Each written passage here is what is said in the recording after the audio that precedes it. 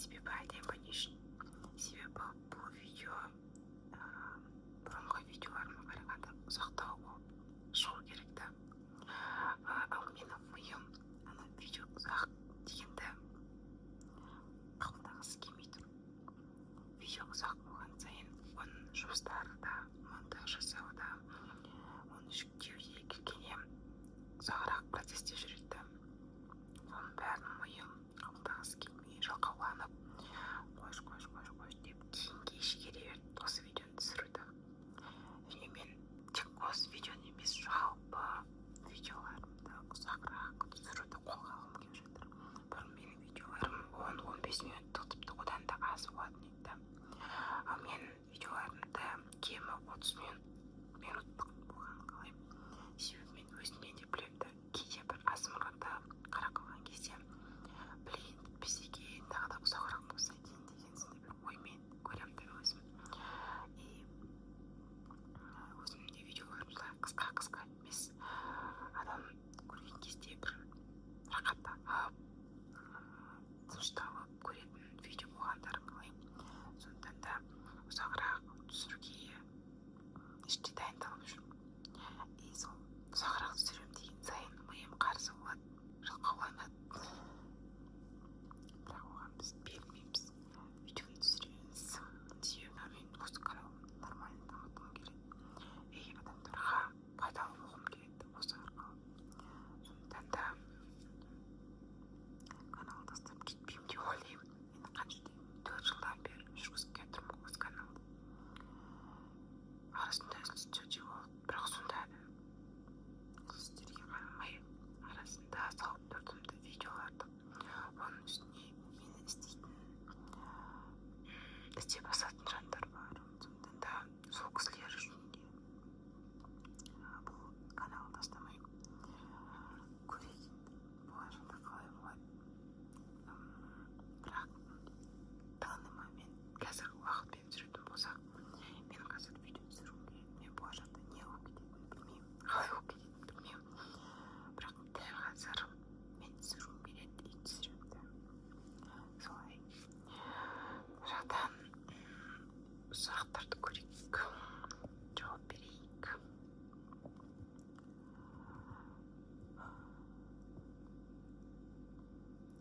Так, мен басқа жақты қарап отырмын ба или осы ма?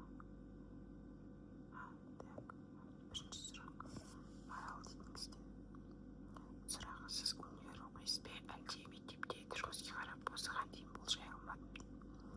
Тағы сұрайын дедім, Наргизаға сәлем дей салыңызшы, мен негізінде сізді көремін, ұстадым басқаша. Есімім Марал емес, Наргиза екен. Сәлем, Наргиза. Мен уже бар ғой. Қазір сағат түнгі 1.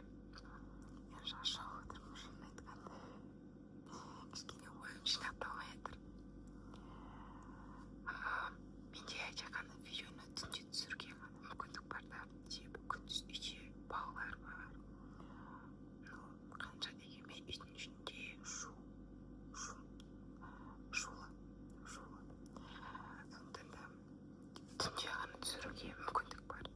Оның үстіне мен түнде уже шаршап, ұйқым келіп, мылжырап отырмын ғой. Ладно, кеттік. Наргиза, сәлем. Сәлем, Наргиза. Так, сіздің сұрағыңыз бойынша мен универде оқымаймын, мектепте оқымаймын. Барлығын оқып, аяқтап бітірген адаммын, дипломдарымды алып. Каналға қолдау ретінде қаржылай көмек бергендер болды ма дейді. Каналға қолдау ретінде қаржылай көмек берген бір вау дейтін мыңғырған адам болған жоқ. Бірақ бір оқиға болған. Мен үйде отырамын, жаққа дайындалып жатамын, кетейін деп.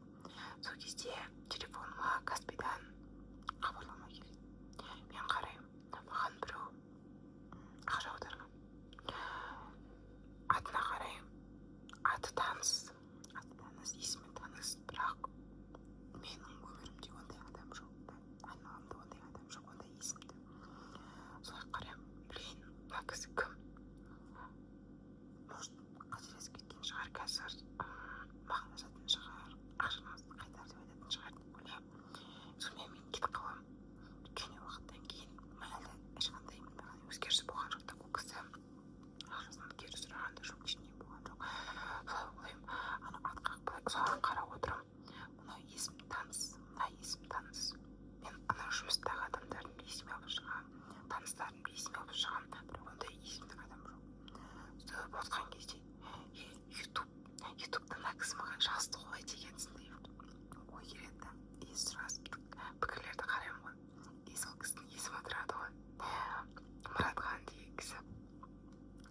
қараймын, ютубтан өте қатты қуанғанмын. Кәдімгідей эмоция күшті болған сол кезде. Сол кезден басқа қаржылай көмек кейін болған жоқ. Бірақ сіздер ақша көмек көрсетсеңіздер жақсы болушы еді. Мен сапалы микрофон қалаймын. Мен өзімнің ұнатып жүрген, алғым келіп жүрген бір микрофон бар. Соны алғым келеді. Одан кейін жарық деген нәрселерді де алғым келеді. Видео атмосфераны оқып шығу үшін. Сосын тезірек монетизация қосып алсам деген ой бар. Соған жете алмай жүрмін ғой мен дейтін. Соны қосып, содан тапқан табысыммен каналды дамыту ойымда. Түсіруді тоқтатпаңыз дейді. Бұйырса тоқтатпауға тырысамын. Жаңа айтып кеткендей, дәл қазір мен түсіргім келіп тұр, түсіремін де, бірақ болашақта не болып кететінін білмеймін. Себебі мен мысалы осы жасыма дейін әртүрлі шешімдер қабылдаған адаммын. Кешегі маған ұнап тұрған нәрсе бүгін ұнамайды, немесе кешегі ұнатпай тұрған нәрсе бүгін маған ұнайды деген сияқты. Сондықтан болашақта мүлдем болжай алмаймыз. Біз болашақта қандай адам болып кететінімізді де болжай алмаймыз. Себебі мен оны өзімнен білемін. Өзімнің басымнан өткен және өсіп те жатыр. Мүмкін емес болжау. Ештеңені болжау мүмкін емес. Қандай мамандықты бітірдіңіз дейді. Мен медицина саласында білім алғанмын. Медикпін. Бірақ мамандығым бойынша жұмыс жасай алмаймын. Өкінішке орай, әлде қуанышқа қарай, оқуға жалпы кішкене қызығушылықпен, кішкене ұнатып және кішкене ұнатпай просто так түсе салғанмын. Ешқандай ой іздемеймін. Мен оқысам болды, бірақ менің жоспарым басқа деген ниетпен түстім де оқуға. Солай мен дипломымды алдым. Өте жақсы оқыдым. И әрі қарай да жалғастырамын деген ойым болды. Бірақ басындағы алғашқы оқуға түскен кездегі нәрсені жүзеге асырғым келді мен. Сол үшін де бұл мамандықпен мен қазір жұмыс жасамаймын. Бірақ кейде ойлап қоямын, мүмкін қайтадан жалғастырып, қайтадан осы мамандықпен жұмыс жасау керек пе деп.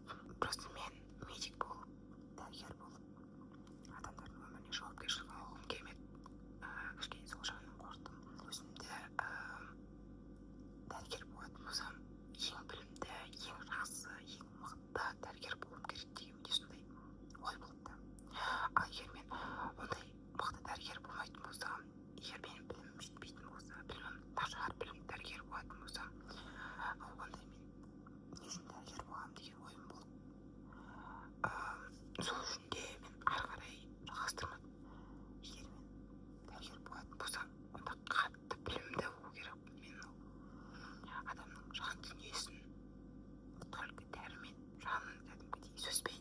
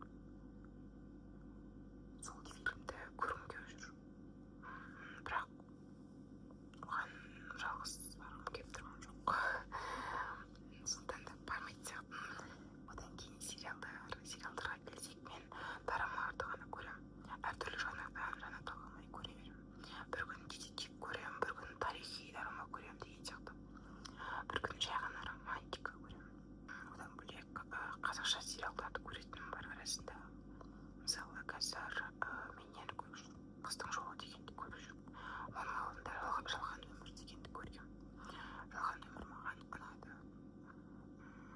Қыстың жолына әлі баға бере алмаймын. Бай жақсы ұнап жатыр. Ұйықтар алдында ютубқа кіріп бұрын көрген ASMR видеоларды тағы бір қарап шыққым келген. Сіздің қайтып оралғаныңызды көріп бір қуанып қалдым. Атыңызға затыңыз сай әсем десе әсем болып тұрсыз. Сұрақ жауап айтарына сұрақтар дейді. 4 сұрақ. Каналыңызда бір уақыттар үзіліс болып, жаңа видео салынбай еді. Бұған бір себеп болса білдіре аласыз ба? Осы уақыт аралығында не өзгерді дейді. Мен жалпы бұл каналды жүргізіп бастағаныма бір 4-5 жыл уақыт болды. Мен ол кезде жай ғана студент едім да, уақыт көп, бос уақыты көп, студент болатынмын. Солай мен сол кезде өзім ASMR дейтін форматпен таныстым. Өзім видеоларды көріп жүрдім. Өзіме сол кезде кәдімгідей күшті әсер ететін мурашки болып денемде. И солай өзім андай тынысталып, миым тынышталып, жақсы ұйықтап жүргеннен кейін қазақша ASMR түсіре бастағым келді. Себебі бізде ол кезде қазақша ASMR түсіретін адамдар болған жоқ. Бір кісі болды, Динара, қателеспесем, сол кісі бар болатын. Содан кейін мен бастадым.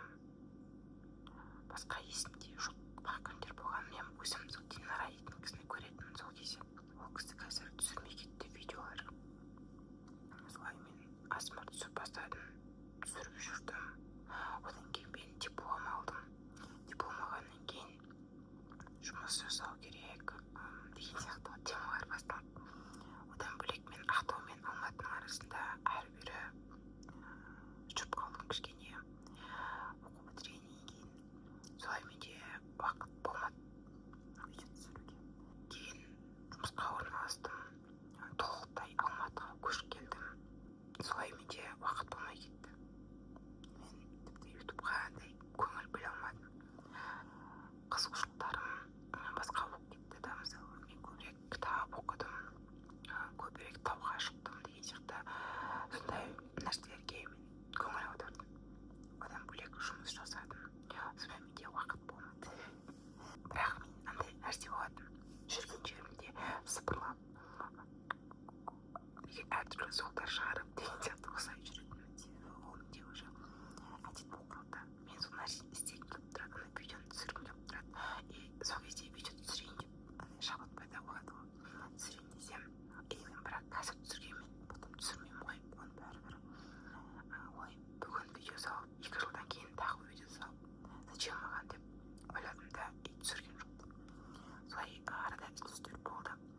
Және әр уақыт қайтадан ютубқа оралған сайын, қалай оралсам, солай тез ютубтан жолға кететін болдым. Сол менің жалпы бірінші себеп студент кезде түсіріп бастадым. Потом диплом алғаннан кейін менде уақыт болмай кетті. Екінші себеп мен Ақтаудан Алматыға көштім. Көшу барысында менің қызығушылықтарым өзгерді. Көшу барысында менде уақыт болған жоқ. Білейін достар, миым ашып тұр, қатты шаршап тұр. Видеоны монтаждау маған сәл кішкене қиындау болатын сияқты. Сөздерім өте шашыраңқы, ойым шашыраңқы. Одан кейін екінші сұрақ. ASMR-дан бөлек жанрда видео түсіргіңіз келеді бе дейді. Әрине түсіргім келеді. Ол жай ғана влог. Өзімнің күнделікті өмірімде менің бір күні, менің бір айым деген сияқты влогтар болады ғой енді. Қызық. Немесе саяхат барысындағы влогтарды мен сондай түсіргім келеді. Бұйырса саяхатқа шығып жатсам жиі сондай влогтарды түсіргім келеді. Бұл travel блог деп аталатын болады достар. Мен екінші каналым бар ғой айтпақшы.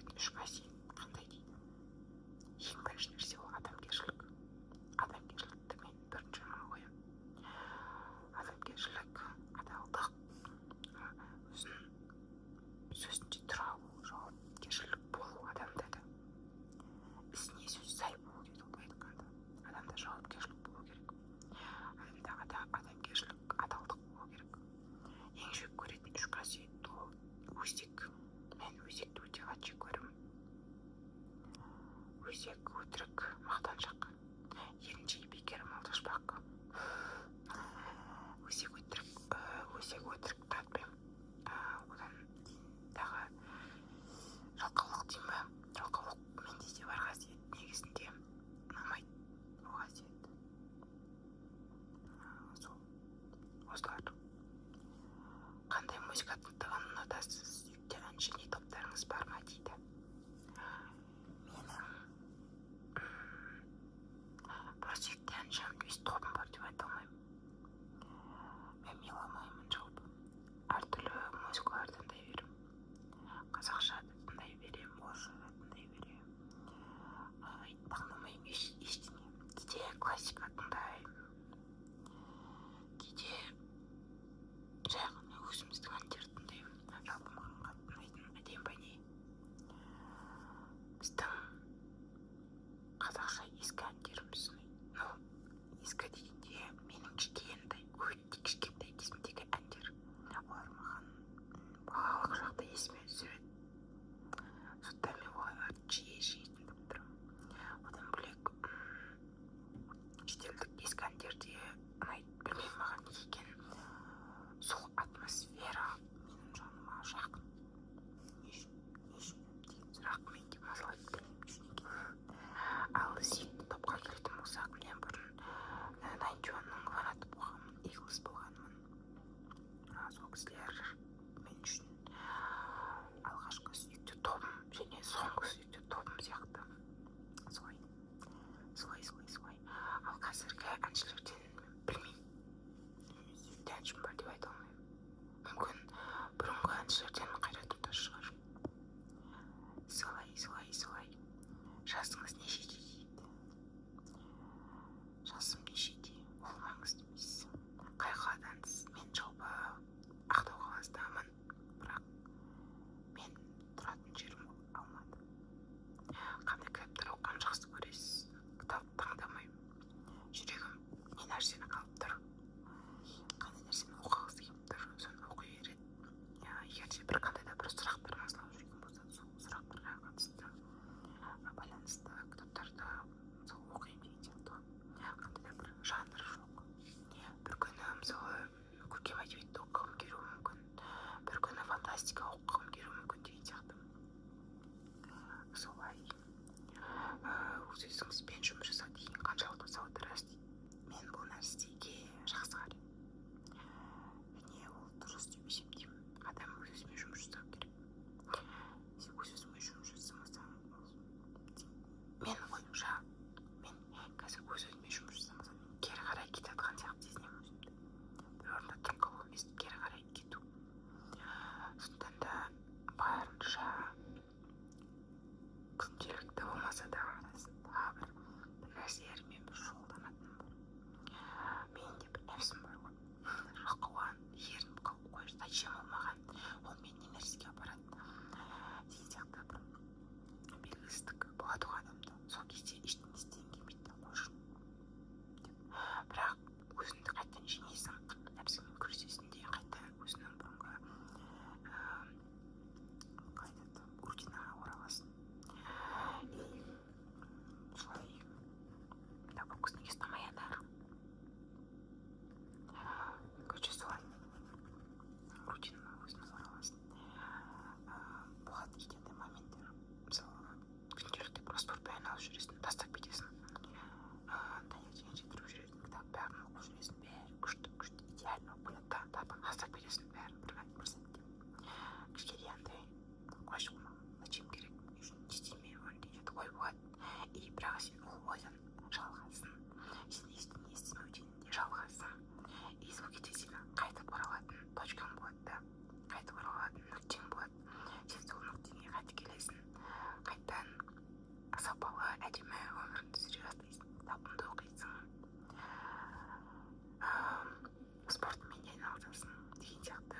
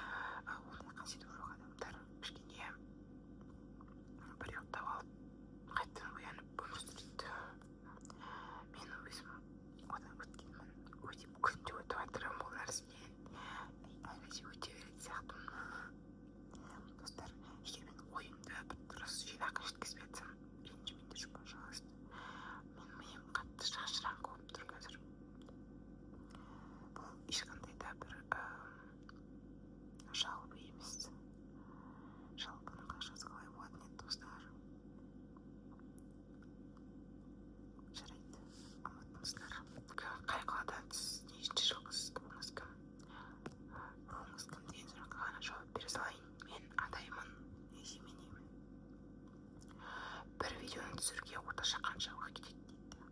Ол видеоның ұзақтығына байланысты.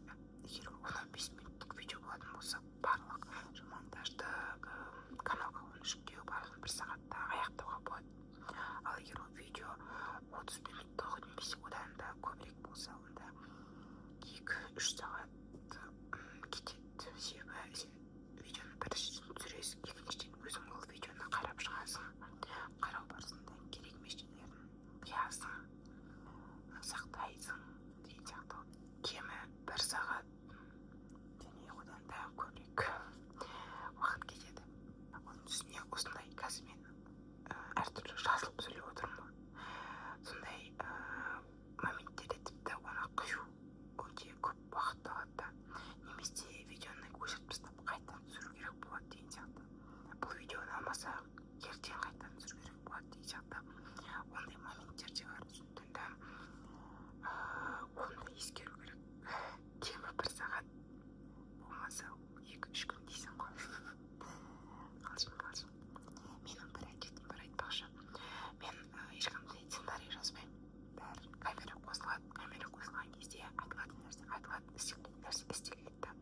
Алдын ала бір план жасап, жоспар жасап, сценарий жасап олай отырмаймын.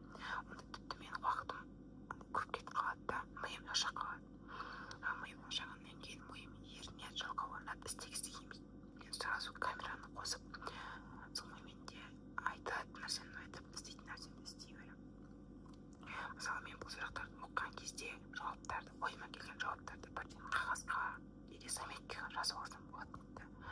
Бірақ мен олай жасамадым. Почему-то, потому что айтайын ба не үшін менің миым ерінді оны жасауға. Ладно, келесі сұрақ. Өзіңіз азымды көресіз бе? Қандай азымы артистер ұнайды дейді. Мен бұрын көргенмін, қазір жиі көре алмаймын. Арасында ғана көремін. Оның үстінде бір ғана кісі бар көретін. Украиндық қыз ол қыз видео салса ғана көремін. Былай азымды көре алмаймын себебі менде мурашки жоқ қазір. Мен мурашки ала алмаймын. Егер өздеріңіздің мурашки алып көретін азмыр артистеріңіз болса жаса кетіңіздер. Мүмкін маған да көмектесіп қалар. Мен тек сол бір-ақ қызды ғана көреді екенмін. Басқа көретін адам жоқ. Мен басқа да видеолар іздеп көрдім. Бірақ ешқандай видео маған мурашки бермеді. Сізді шабыттандыратын сөз немесе ой бар ма, қандай дейді. Білмеймін. Бірақ менде мынандай ұстаным бар. Құласаң да қайта тұрып жүр, кейін жүгір деген нәрсе бар.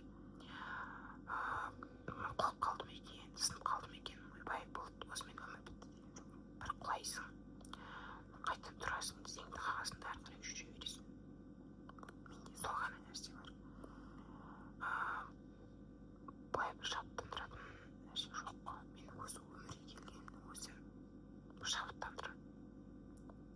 Мен тірімін, мүшем сау. Армандарым бар, мақсаттарым бар. Ойлана аламын, өзімнің ойым бар. Ұнататын істерім бар. Соның өзі маған шабыт. Бірақ сөзсіз шабыттандыратын сөз жоқ сияқты. Іс-әрекеттер ғана мен шабыттандырады. Микрофоныңыз бар ма дейді. Менде микрофон жоқ, өкінішке орай. Бірақ болашақта хочу. Анау мен ұнататын микрофонды алды. Хочу, прям хочу. Және. Так. Әлі тірісің ба дейді ол. Я, мен әлі тірімін. 4 жыл бұрын көретін енді видеоларым дейді. 4 жыл бұрын көретін болса, әлі тіркемін достар. Так, жасыңыз нешеде, қандай жұмыс жасайсыз? Азыр форматта түсіру қиынға соға ма? Мысалы, тақырып қою жағынан дейді. Тақырып қою жағынан қиынға соқпайды, бірақ идея жетпей қалу жағынан қиынға соғады. Кішкене сосын андай, мысалы мен күндіз отырған кезде бір идея келеді, түсіргім келіп кетеді. Бірақ түсіруге мүмкіншілік болмай қалады. Жаңағындай үйде адамдар болады. Әртүрлі дауыстар шығып жатады, музыка қосылып тұрады деген сияқты. Тыныштық болмайды. Сол кезде кішкене білейін деп анау идеям көріп қалады да. Түнде түсіремін дегенше идеям көріп қалады. Бір ана өзің шаршап қаласың деген сияқты сондай нәрселер болады. Так, былай бір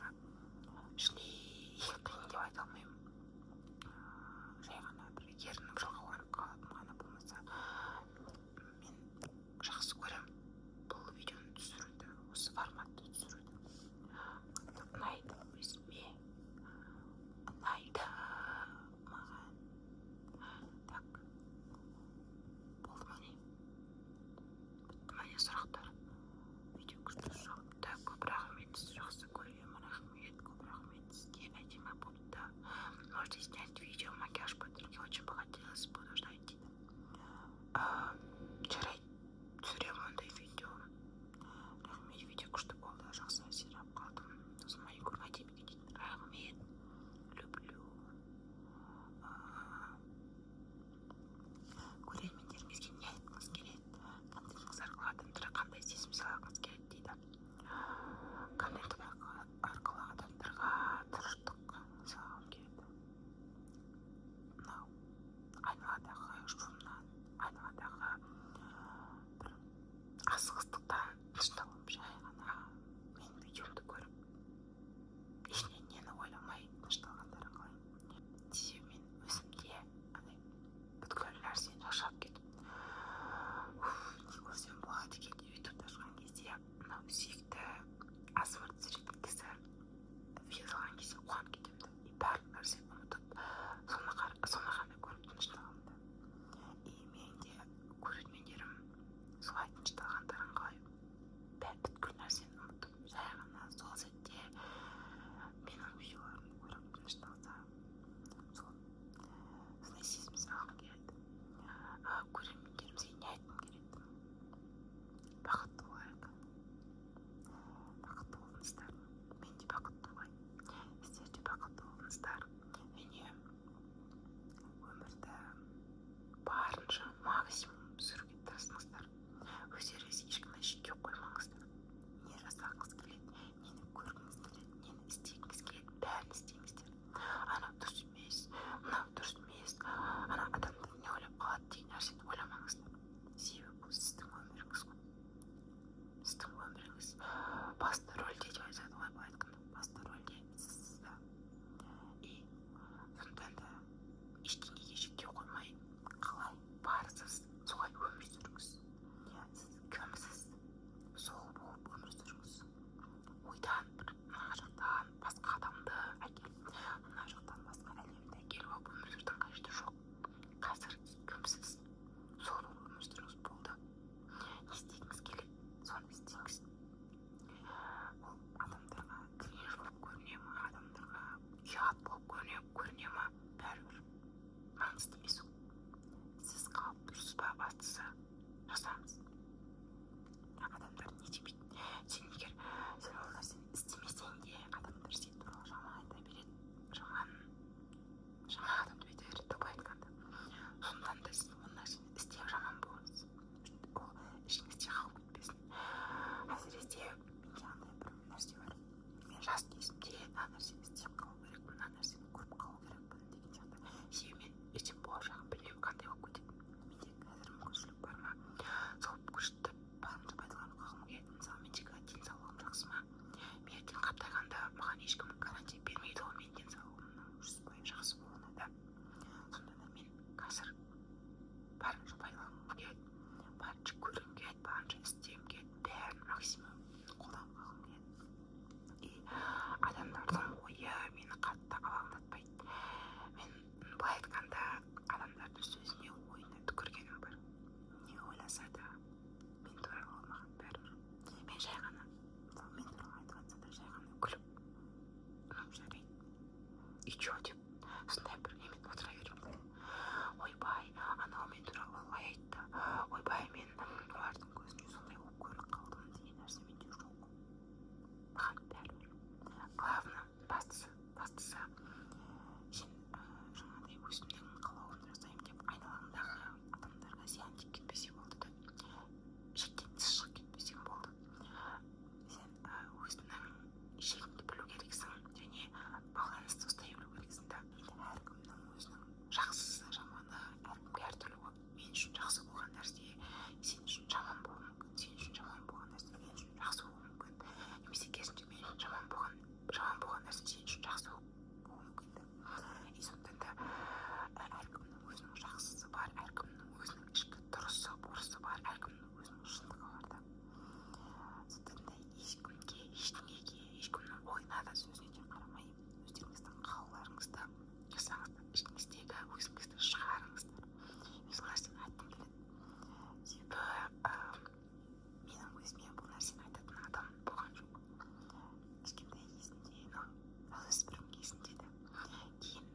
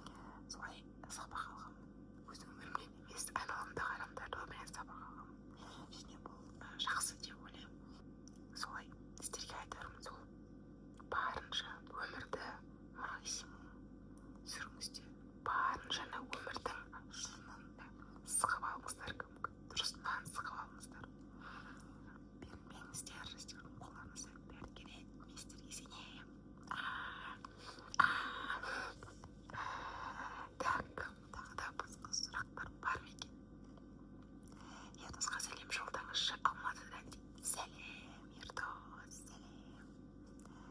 Суретті ұнатпаңыз. Так. Оқыдық.